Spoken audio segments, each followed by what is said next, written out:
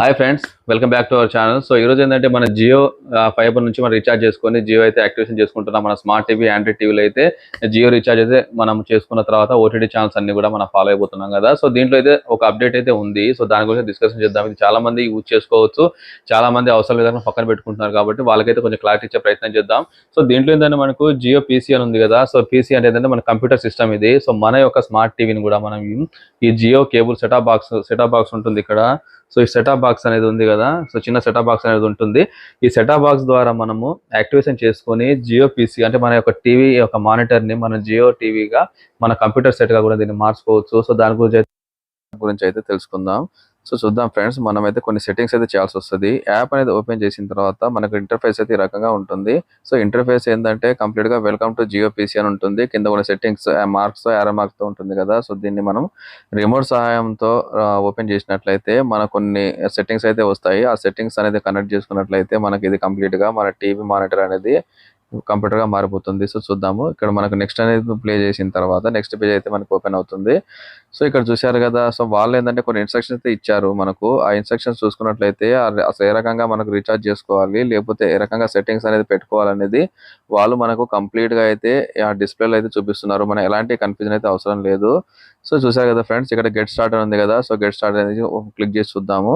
So get start అనేది press చేసిన తర్వాత మనకి ఇంటర్ఫేస్ అయితే ఈ రకంగా ఉంటుంది. ఇక్కడ మనకి ఫ్రీ ట్రయల్ అయితే ఇస్తున్నారు వాళ్ళు. 1 మంత్ అయితే మనకి ఫ్రీ ట్రయల్ ఇస్తున్నారు.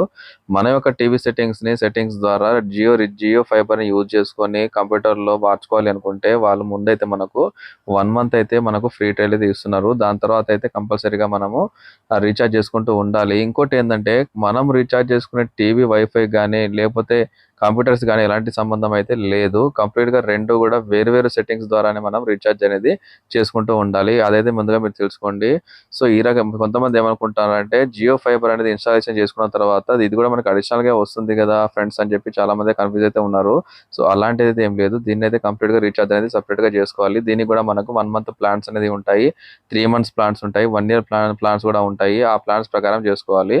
సో దీనికి ఏంటంటే మనకు 2 రిక్వైర్మెంట్స్ అయితే కావాలి. ఒకటి వచ్చేసి మనకు కీబోర్డ్ ఉండాలి, ఇంకోటి అయితే మౌస్ ఉండాలి. ఈ రెండు కూడా మనకు వైర్లెస్ అనేది ఉండాలని చెప్తున్నారు. సో కనెక్ట్ చేసేటప్పుడు వైర్లెస్ కీబోర్డ్ అదే రకంగా మౌస్ అనేది కూడా రెండు ఉన్నట్లయితేనే ఇది మనకు వీటి రెండు సహాయంతో మనము దీని కనుక మనం యూజ్ చేసుకొని చేసుకోవచ్చు. అక్కడ కూడా మనకి డిస్ప్లేలో అయితే సెట్టింగ్స్ లో అయితే వాళ్ళు ఇస్తూ ఉన్నారు.